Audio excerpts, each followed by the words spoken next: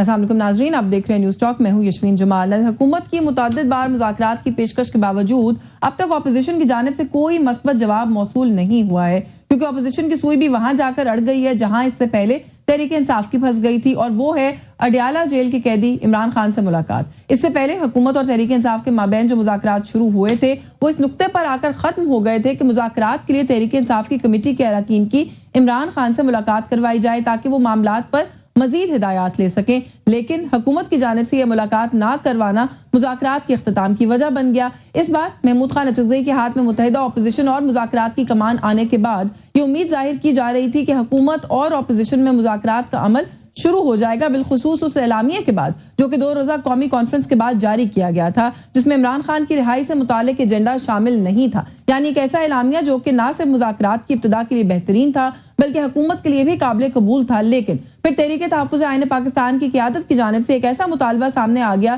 جس نے اس بات پر مہر ثبت کر دی کہ حکومت اور اپوزیشن کے درمیان مذاکرات کا کوئی امکان موجود نہیں ہے۔ ایسی صورتحال میں جو کہ ایک واحد حل نظر آتا تھا وہ جزوی سمجھوتے کا ہے، ایک ایسا جزوی سمجھوتا جس میں نہ کسی کی ہار ہو اور نہ کسی کی جیت، ایک ایسا جزوی سمجھوتا جو کہ معیشت میں بہتری لانے کے لیے حکومت کو وقت دینے کے ساتھ اپوزیشن کو سیاسی سپیس بھی دے، کیونکہ موجودہ حالات میں حکومت کو وقت درکار ہے اور تحریک انصاف کو سیاسی سپیس۔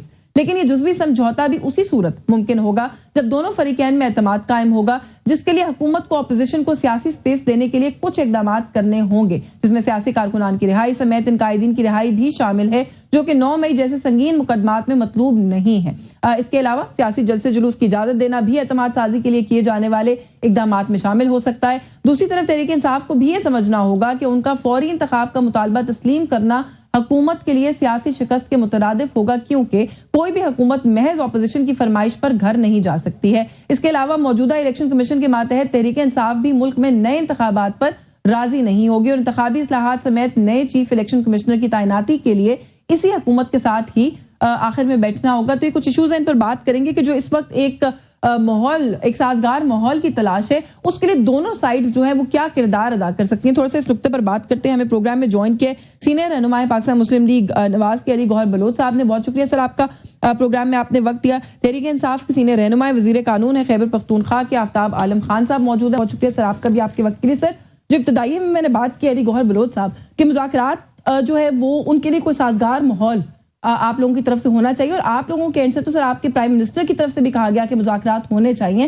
کچھ کانفیڈنس بلڈنگ میجرز کریں، سینئر لیڈرشپ کی رہائی نہیں ہو سکتی، ان کے کارکنان کی رہائی پر غور کریں، خان صاحب کی جو بہنیں جاتی ہیں اڈیالہ جیل کے باہر ملاقات کے لیے ان کا کے ساتھ جو سلوک ہوتا ہے اس کے اندر کوئی بہتری لے کر آئیں، کوئی جلسے جلوس کی اجازت دیں، تو لگے کہ آپ لوگ بات چیت کرنا چاہتے ہیں۔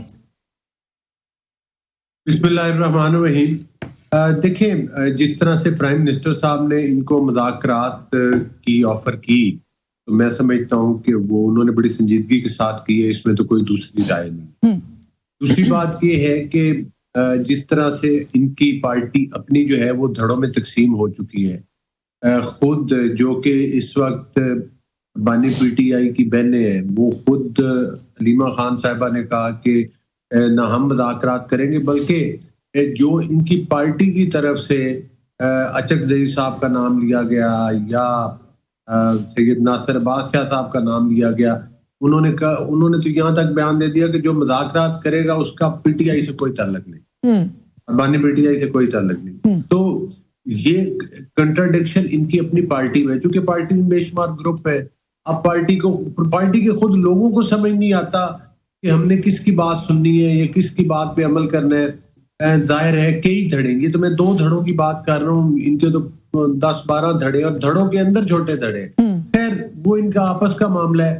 لیکن ظاہر ہے کہ جب آپ کسی منظم پارٹی کی بجائے جب آپ جتھے بنائیں گے، گروپس بنائیں گے، بار بار ملک کے اوپر اور ملکی املاک کے اوپر حملہ آور ہوں گے اور پرتشدد قسم کے احتجاج کریں گے اور سیاست کے نام کے اوپر انتشار پیدا کریں گے، تو پھر ظاہر ہے کہ یہ میوزک ان کو بھی فیس کرنا پڑے گا۔ مطلب یہ بات وہی آ گئی نا سر، آپ کی گفتگو ہو یا گورنمنٹ کی ٹون ہو، جنرلی یہی لگ رہا ہے کہ آپ لوگوں کا کوئی ارادہ نہیں ہے کانفیڈنس بلڈنگ میجرز کرنے کا۔ یہ بات نہیں جی میں تھوڑا سا ادھر آپ کی نا مطلب ہے کہ وہ آپ کے بات سے میں اتفاق نہیں کرتا۔ جی دیکھیں بات یہ ہے کہ حکومت کی طرف سے ہمیشہ، اور نہ صرف حکومت، دیگر بھی جو پولیٹیکل پارٹیز ہیں جو حکومتی اتحاد میں شامل ہیں، ان سب نے ان کے ساتھ ہمیشہ فراق دلی کا مظاہرہ کیا ہے. لیکن ان لوگوں کا طریقہ کار قطعی طور پر سیاسی نہیں ہے. 9 مئی کے واقعات ہو گئے، وہ الگ بات کہ اس کو مانے یا نہ مانے، یہ تو اس سے بھی ڈینائی کرتے ہیں، لیکن پوری دنیا مان چکی ہے کہ انہوں نے کیے ہیں. اس میں ان کو سزائیں بھی کافی لوگوں کو ہو چکی ہے، ابھی کچھ لوگ سزاؤں سے بچے ہوئے بھی ہیں، لیکن وہ پروسیس چل رہا ہے. ان کو نون لیگ نے یا پیپلز پارٹی یا JUI یا دیگر کسی پارٹی نے تو مشورہ نہیں دیا تھا، نہ ہی کوئی میں سمجھتا ہوں کہ آپ نے دیا ہوگا، نہ کوئی اور آپ نے دیا ہوگا کہ آپ چڑھائی کر دیں کور کمانڈر ہاؤس کی، اینٹ سے اینٹ بجا دیں. اس پر بھی یہ ٹھنڈے نہیں ہوئے. پھر اس کے بعد یہ وفاق کے اوپر حملہ آور ہوتے ہیں KPK گورنمنٹ کے تمام سرکاری وسائل لے کر اور 1122 کی گاڑیاں لے کر اور وہاں کے ساری جو آفیشیل مشینری ہے اس کو لے کر چڑھائی کر دیتے ہیں کیپٹل کے اوپر. تو یہ سیاسی طریقہ نہیں اپناتے.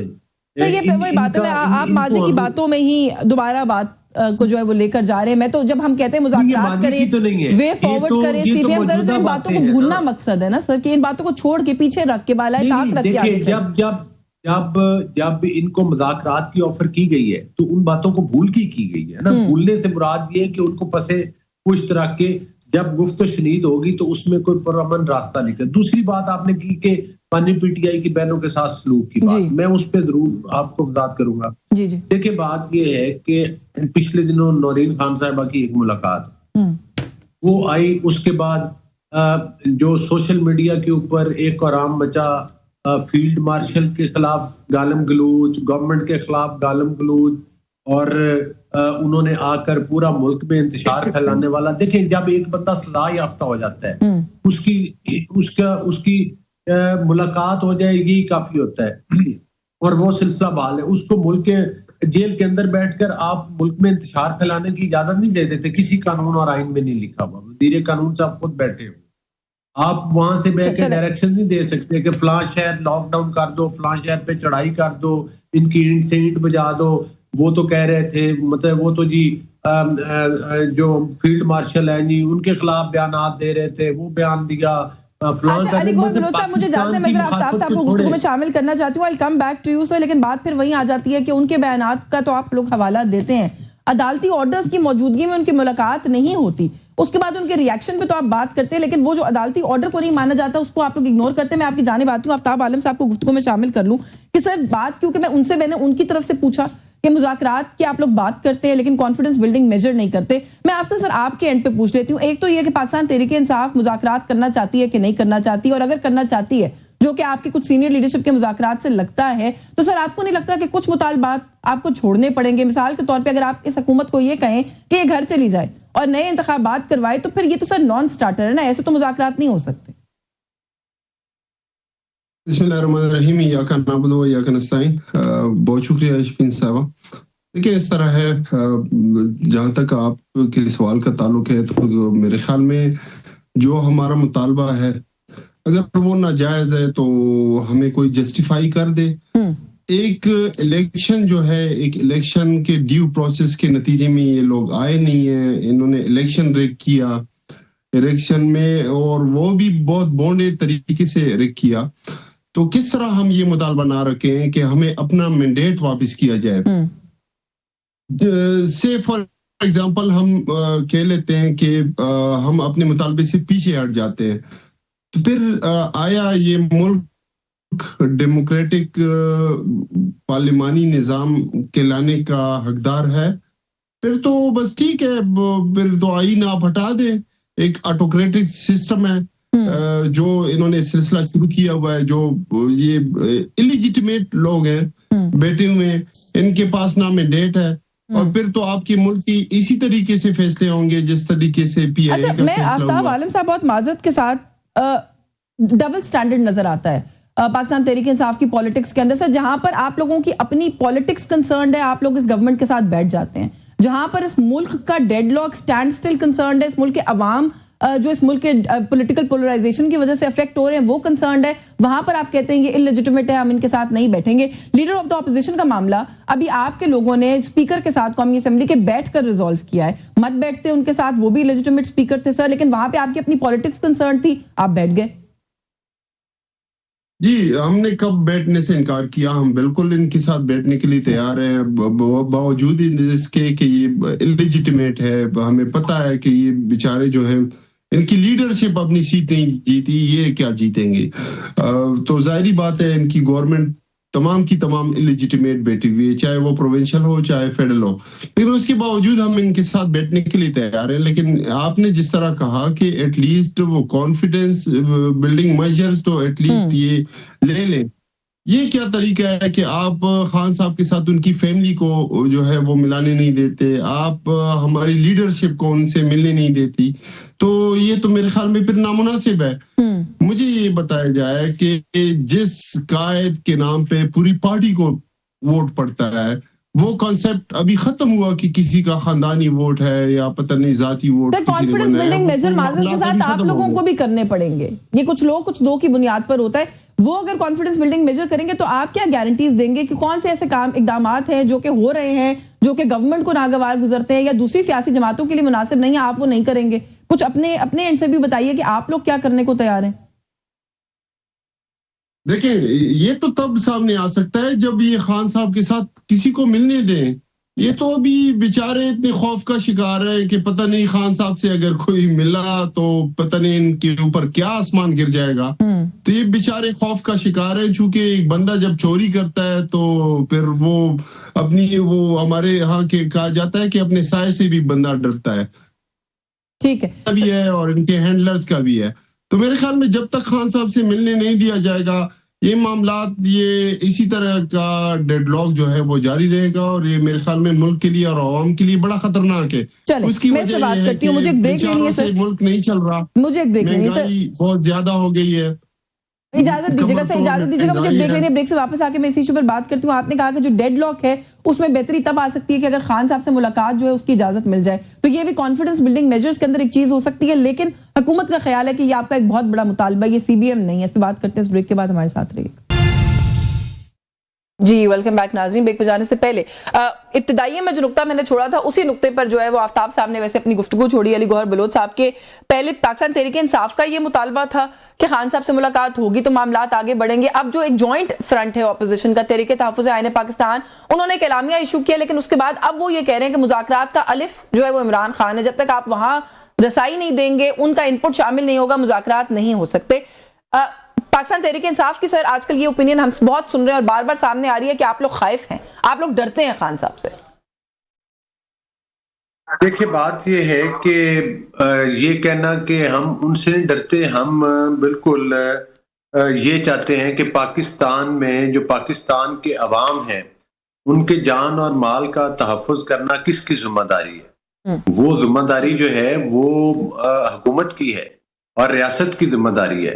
आप क्या समझती हैं कि पाकिस्तान के अवाम को जो है वो उन दहशतगर्दों के हवाले कर दिया जाए जिन्होंने 9 मई के वाक़यात किए, जो वो उनके हवाले कर दिया जाए जिन्होंने PTV के ऊपर हमले किए और कब्जा किया, जिन लोगों ने सुप्रीम कोर्ट के इर्द गिर्द कब्रें खोदी थी उनके हवाले कर दिया जाए, जिन्होंने असम्बलियों के जंगले तोड़े थे उनके हवाले कर दिया जाए? बातचीत करने के लिए की बात हो रही है, हवाले की बात क्यों नहीं हो रही? बात मैंने आपको बताया ना कि जेल में मुलाकात होती है एक सजा याफ्ता बंदे से, एक मुजरिम से मुलाकात होती है जो जेल रूल में, और वो मुजरिम बाहर कहता है कि जाकर फसाद बर्पा कर दो, ट्वीट्स करवाता है पाकिस्तान के इदारों के खिलाफ, और साथ ही साथ जो है सोशल मीडिया के ऊपर गालम गलूच शुरू हो जाती है हुकूमत के खिलाफ। चले सियासी पार्टी ने हमें तो गालियां दे लें, लेकिन जब पाकिस्तान उनकी शर से महफूज नहीं होगा तो फिर तो इकदाम करने पड़ेंगे। लेकिन सर अच्छा चलिए इस क्वेश्चन को मैं किसी और तरह रिफ्रेस कर देती हूँ। नहीं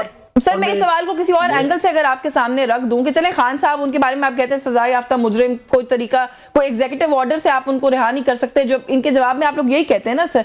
मुझे ये बताएं कि 9 मई के मुकदमात में इन्वॉल्व लोगों को भी छोड़ दें, खान साहब को भी छोड़ दें, इनके मुताद्दिद कारकुनान इस वक्त कैद में है सर, उन्हीं को रिहा करके कॉन्फिडेंस बिल्डिंग मेजर कर दें। देखिए, बात ये है कि आपको याद होगा بڑی ٹھیک بات کی. آپ کو یاد ہوگا کہ جب یہ 26ویں ترمیم ہو رہی تھی تو اس وقت کیا ہوا تھا, یہ مولانا فضل الرحمان کے پاس گئے, ان کے کہنے پر انہوں نے کافی امینڈمنٹ کروائی تھی.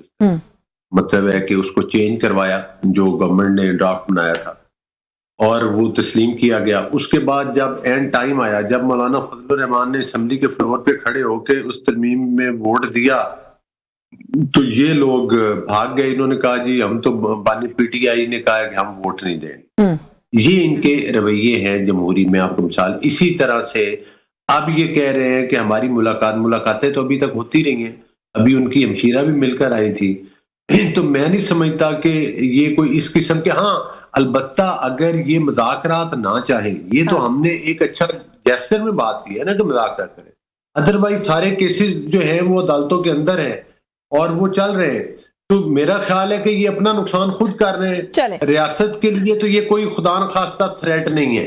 ریاست وہ ہے, حکومت وہ ہے, افواج وہ ہے جو عرصہ دراز سے پاکستان کے خلاف جو دہشت گردی کی جنگ ہے, جو فتنۃ الخوارج کی جنگ ہے, اس میں روز جانوں کے نذرانے پیش کر رہے ہیں, روز شہادتیں پیش کر رہے ہیں. چلیں مجھے اجازت دیں, کیونکہ ابھی جو آپ بات کریں میں آپ کی جانب آتی ہوں. آپ نے مولانا کا بھی حوالہ دیا, مولانا نے بھی ایک پلان آف ایکشن بتایا. میں ذرا آفتاب صاحب, اگر یہ مذاکرات کریں گے تو آپ والی بات ٹھیک ہے کہ ہو سکتا ہے ان کے کارکنان کچھ رہا ہو جائیں. بات کرنے سے بات آگے بڑھتی ہے. اچھا آفتاب عالم صاحب, تھوڑا سا جو آپ لوگوں کی اس وقت اسٹریٹ موومنٹ ہے, میں چاہتی ہوں اس کے بارے میں کہ آپ کے چیف منسٹر جو ہے وہ ایک موومنٹ, اس کا آغاز وہ کر چکے ہیں, آگے آپ لوگوں سے پلان آف ایکشن کیا ہے وہ بتائیں. اور دوسرا یہ کہ حکومت تو خیر بلٹل کر ہی رہی ہے اس موومنٹ کو اور کہہ رہی ہے کہ کوئی لوگ نہیں نکل رہے, آپ لوگ کچھ نہیں کر رہے.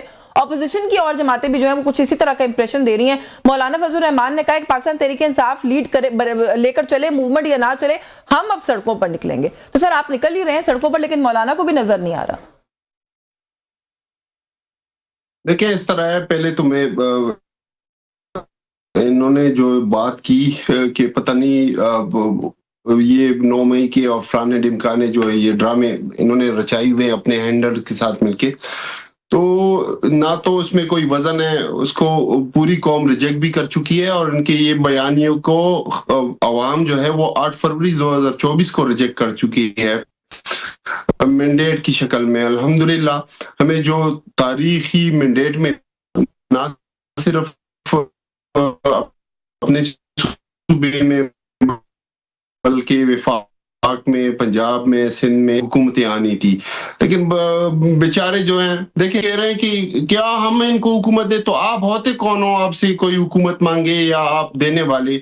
آپ تو بیچارے آپ کے لیڈر جو ہیں اپنے ووٹ جو ہے اپنی سیٹیں جو ہیں وہ نہیں نکال سکتے ہیں, تو آپ کسی کو کیا حکومتیں دیں گے؟ آپ کسی کی پشت پہ کھڑے ہیں, ڈائنیسٹیز جو ہیں وہ آپ بچا رہے ہیں. آپ دونوں پارٹیاں جو ہے, جہاں تک تعلق ہے پروٹیسٹ کا, بالکل وہ ہم کر رہے ہیں الحمدللہ, اور ہم جاری رکھیں گے اپنے پروٹیسٹ کو بھی. ہر حالت پہ ہم اپنے مطالبات منوا کے رہیں گے. جہاں تک تعلق ہے, انہوں نے بات کی ہے کہ ہم ملاقات جو نہیں کروا رہے تو یہ ریزن ہے, فلانا ریزن ہے, ڈمکانا. دیکھیں ملاقات چلے چھوڑے, یہ ٹرائل کیوں انہوں نے روکی ہوئے ہیں؟ 1 سال سے خان صاحب کے کیسز جو ہیں وہ نہیں سن رہے. انہوں نے عدالتیں ساری مینیج کر دی. 26ویں آئینی ترمیم کی انہوں نے بات کی نہ, 26ویں آئینی ترمیم میں ہم ان کے ساتھ گئے ہیں, ہم اس کے خلاف ہیں, اور انشاءاللہ حکومت آنے کے بعد 2/3 میجورٹی, 2/3 تو کیا انشاءاللہ 3/4 میجورٹی ہمارے آنے والی ہے. آپ کے یہ آئینی ترمیم جو ہے یہ ہم جوتی کی نوک پہ رکھتے ہیں, اور انشاءاللہ پہلا سٹیپ ہمارا یہی ہوگا کہ آپ کی یہ جو انلیجیٹیمیٹ کنسٹیٹیوشنل امینڈمنٹ جو آپ نے کی ہیں, آپ نے جو assumptions میں حکومت ہی بنا لی ہے, یہ تو آگے کی بات ہے نا, یہ تو آگے کی بات ہے نا. پہلے تھوڑی سی ابھی کی بات کر لیتے ہیں. جو بات ابھی علی گوہر بلوچ صاحب کرتے سینسیبل بات کر رہے تھے. سر آپ اگر کسی کے ساتھ بیٹھ کے بات چیت کرنا چاہتے ہو, اگر آپ جینوئنلی چاہتے ہیں کہ پولیٹیکل پولرائزیشن ختم ہو, ڈیڈ لاک ختم ہو, ملک آگے بڑھے, تو سر مطالبات کے ساتھ نہیں ہوتی بات چیت. وہ یہ کہہ رہے ہیں کہ آپ مذاکرات کی میز پر آئیں, ہو سکتا ہے آپ کے کارکنان کی رہائی کے سلسلے کا آغاز بھی ہو جائے, ہو سکتا ہے آپ کے خان صاحب سے ملاقاتوں کے سلسلے کا آغاز بھی ہو جائے. آپ لوگ اس طرف کیوں غور نہیں کرتے؟ دیکھیں میز پہ آنے کا تو دیکھیں خان صاحب نے اچکزئی صاحب کو اور علامہ صاحب کو جو آگے کیا ہوا ہے, تو وہ یہی بھی امپریشن بھی نہیں دینا چاہ رہے تھے کہ ہماری پارٹی سے کوئی لوگ جو ہیں وہ آگے ہیں یا وہ پتہ نہیں ایک سائڈ پہ ہوں گے یا دوسری سائڈ پہ. انہوں نے न्यूट्रल पार्टी को जो है ये किरदार अदा करने का कहा और टास्क दिया। मेरे ख्याल में उनकी नीयत में कोई फतूर नहीं था। फतूर इनकी नीयत में है कि खान साहब की मुलाकात पे इन्होंने पता नहीं कांटा लगाया हुआ है।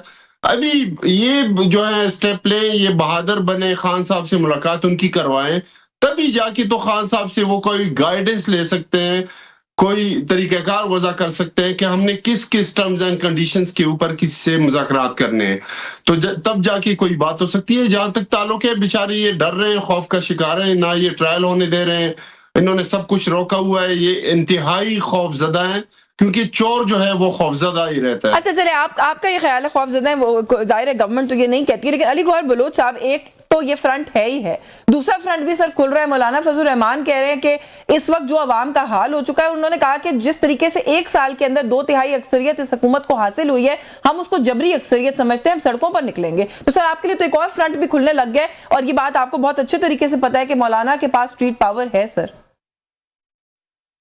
देखिए, मौलाना साहब की बात की तरफ भी मैं आता हूँ। इनकी पॉपुलैरिटी का हमें बड़ा अच्छी तरह से अंदाजा है कि आपको याद होगा जो लोकल बॉडीज इलेक्शन केपीके में हुए, तो वहां पर ये लोग भारी अक्सरियत के साथ हारे, हत्ता कि पेशावर का मेयर भी ये अपना नहीं बना।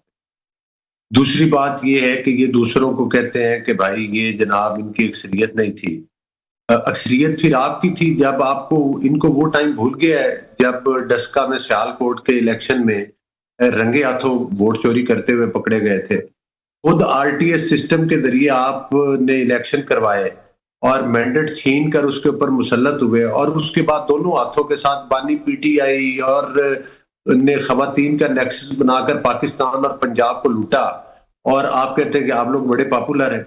अगर आप ये समझते हैं कि आप रियासत में 9 मई बर्पा करके, वफाक के ऊपर हमले करके, फील्ड मार्शल के खिलाफ और अफवाज के खिलाफ और शोहदा के खिलाफ गालियां दे के, डिजिटल दहशतगर्दी करके आप किसी को मरूब कर लेंगे, तो मेरा ख्याल है कि आपके इस बयानिए को रियासत ने भी जूती के नोक पर रखा हुआ है। और उसकी मिसाल साफ जाहिर है कि वो आप देखें ना, ये मुलाकात का कहते हैं, हलीमा खान साहब आती है, उनके साथ वो अच्छा सर, मेरे पास ना वक्त को खत्म हो रहा है, मैं कोई कमेंट आफ्ताब साहब से लेना चाह रही हूँ, मेरे पास वक्त को खत्म हो रहा है। पार्लियामेंट कोई टिकट होल्डर, कोई पार्लियामेंटेरियन, कोई बंदा आता है उधर। अच्छा, ये जो बात अभी करें आफ्ताब साहब, कोई कमेंट कर दीजिएगा। वो कहते हैं आप डिजिटल दहशतगर्दी करते हैं, और दूसरी बात यह कि मुलाकात अगर करवा दें तो उसके बाद जिस किस्म के बयानात सामने आते हैं वो इंतशार फैलाने वाले होते हैं, इसलिए मुलाकातें भी रुकती हैं। सर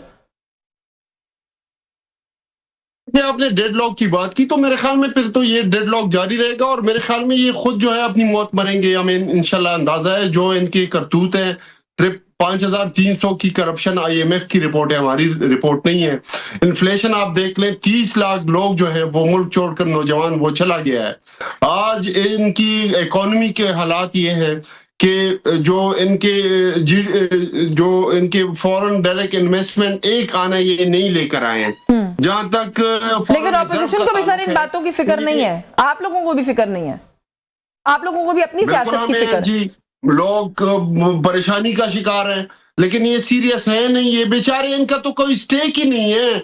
एक पार्टी का लीडर जो अपना सीट नहीं जीत सकता, उसका क्या स्टेक हो सकता है? चले, मेरे पास वक्त खत्म हो गया, वरना मैं मजीद जरूर बात करती, लेकिन आपकी बात की भी बॉटम लाइन वही है जो अभी आपने खुद कहा है कि डेडलॉक फिर इसका मतलब है जारी ही रहेगा।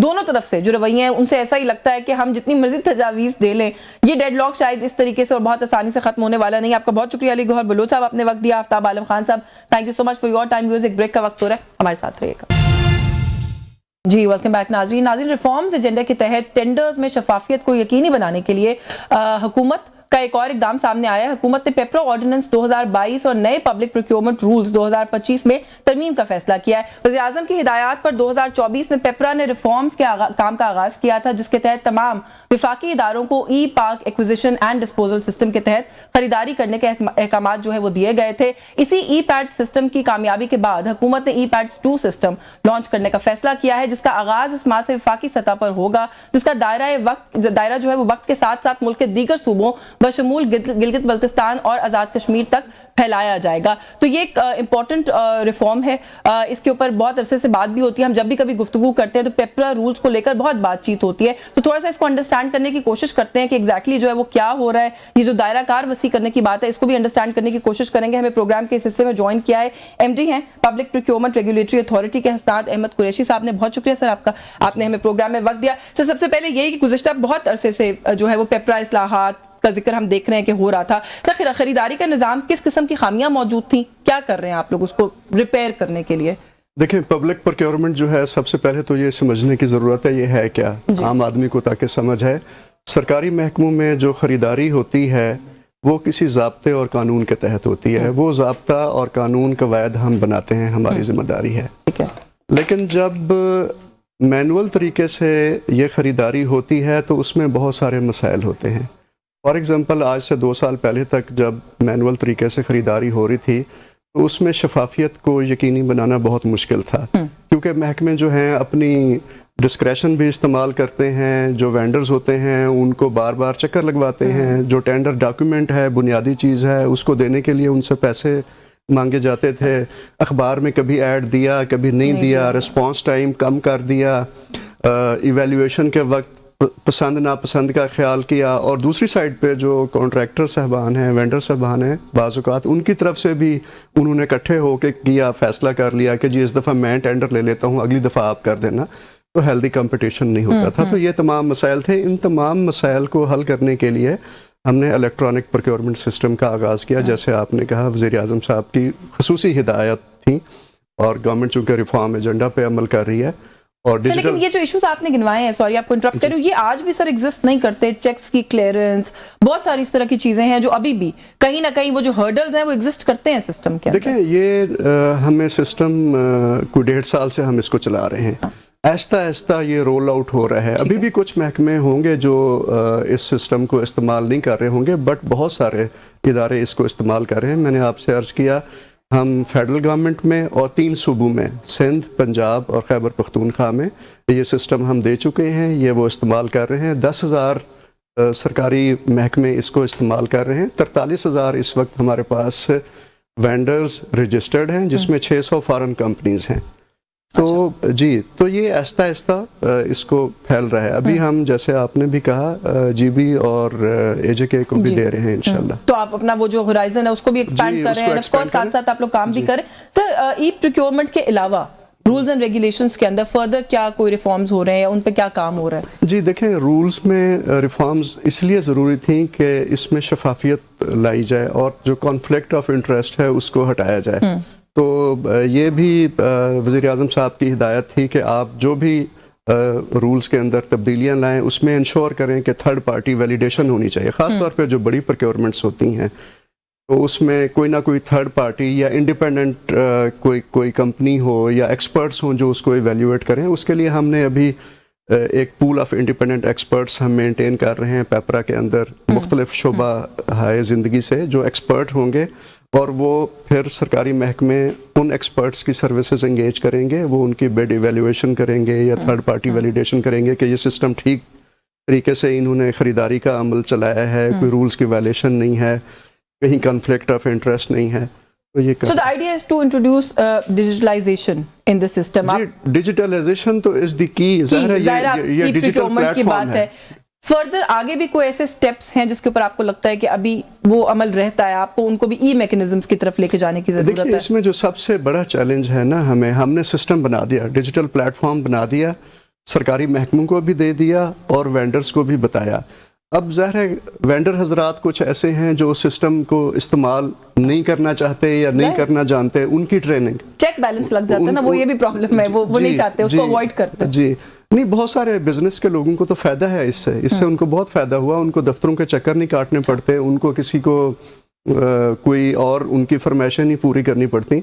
अपने घर में अपने मोबाइल पे, लैपटॉप पे या पाकिस्तान के किसी भी दूर दराज इलाके में बैठ के, जो भी हमारे छोटे से छोटे वेंडर भी हैं, वहाँ बैठ के अपने घर में हमारी वेबसाइट पे जाके देखते हैं कौन सा टेंडर आया है और वहीं से टेंडर अपना डाल देते छोटे हैं। वेंडर्स की जैसे आपने बात की, मैं पूछना भी बल्कि आपसे चाह रही थी कि जो स्मॉल बिजनेसेस हैं, स्मॉल ऑर्गेनाइजेशंस हैं, खवातीन लेड बिजनेसेस हैं, ई पैड्स, आपके पास कोई इस तरह का कोई आप लोगों ने कभी सर्वे किया है, कोई स्टैट्स हैं कि क्या वो इस्तेमाल कर रहे हैं, उनको क्या फवाइद हासिल हो रहे हैं? देखें, हमारे पास अभी जो 43,000 वेंडर हैं, इसमें 2,000 फीमेल वेंडर्स हैं और 6,000 छोटे SMEs जिन्हें कहते हैं, छोटे कारोबार हैं। तो वो दूसरा, उनकी हम ट्रेनिंग भी करा रहे हैं। अभी नेक्स्ट वीक पिंडी में विमेन चैम्बर में हम ट्रेनिंग करवा रहे हैं, इस्लामाबाद चैम्बर ऑफ कॉमर्स में हमने ट्रेनिंग करवाई। तो उनको यकीनन ये एक सहूलत है और इसको क्योंकि घर बैठ के वो हमारी वेबसाइट पे जाके सारे टेंडर्स वो देख सकते हैं। अभी अगर मैं आपको डेटा दूं तो हमने अभी एनालिसिस किया है अपनी ट्रांजैक्शंस का, तो उसमें बहुत सारे छोटे टेंडर्स। देखें, पहले ये होता था किसी सरकारी महकमे ने कोई चीज़ खरीदनी है छोटी 5 लाख से कम, तो वो कह देते थे जी फलां जगह से 3 कोटेशनें पकड़ लें। अब ये नहीं होता।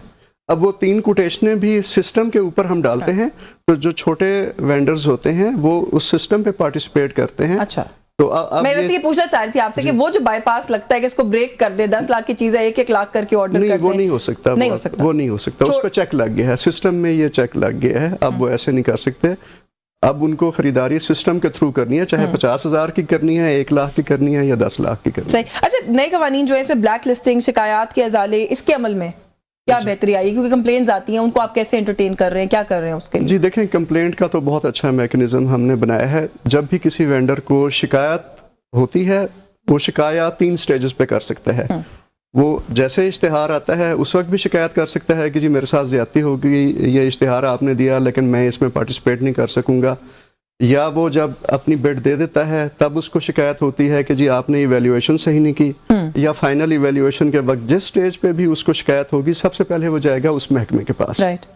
पहला रिड्रेसल मैकेनिज्म का टियर वो है, वहाँ जाएगा। अगर उसका अजाला हो जाता है तो ठीक, अगर नहीं होता तो फिर वो हमारे पास आएगा। हम उसकी अपील सुनते हैं, दोनों पार्टीज को बुलाते हैं, महकमे को बुलाते हैं और उसका फिर हम फैसला करते हैं जो बाइंडिंग होता है। एक तो ये So looks like it's an all encompassing system, जी, सारे टियर्स को, लेवल्स को चेक में रख रहा है। नए रूल्स में हमने ये किया है कि जो ग्रीवेंस रिड्रेसल कमेटी होगी महकमे के अंदर, वो लोग नहीं होंगे जो प्रोक्योरमेंट को डील कर रहे हैं। वो डिफरेंट इंडिपेंडेंट लोग होंगे और वो बाहर से आएंगे, पूल ऑफ एक्सपर्ट्स से आएंगे।